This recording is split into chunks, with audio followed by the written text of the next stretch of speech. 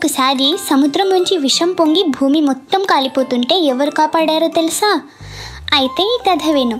రాక్షసులు ఒక పెద్ద బలి యజ్ఞం చేశారు. దాంతో వాళ్ళు దేవతల కంటే చాలా చాలా శక్తివంతులు అయిపోయారు.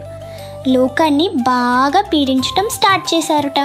అప్పుడు విష్ణువు అన్నాడు, క్షీరసాగరాన్ని మధించండి, అమృతం వస్తుంది, దాంతో మళ్ళీ మీ శక్తి కూడా మీకు తిరిగి వస్తుంది అని. ఈ మాట రాక్షసులకు కూడా తెలిసిపోయింది. అప్పుడు వాళ్ళు కూడా దేవతలతో కలిసి సముద్ర మథనం చేశారు. దేవతలు రాక్షసులతో ఎందుకు పాచిపోయారు?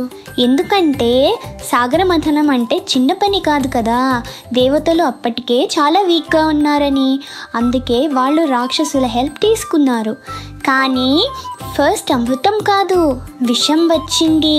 అది భూమిని, ఆకాశాన్ని, నీటిని అన్నిటినీ కాల్చేస్తోంది. అందరూ భయపడి శివుడిని ప్రే చేశారు.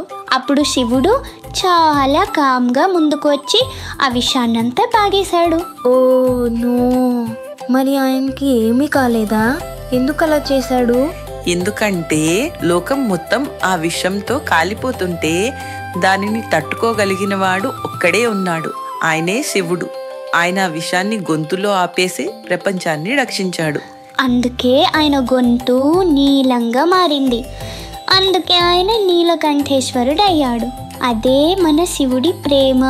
ఇతరులు బాధలో ఉన్నప్పుడు మనకు సాధ్యమైన సహాయం చేయటమే నిజమైన శక్తి. ఓం నమః శివాయ.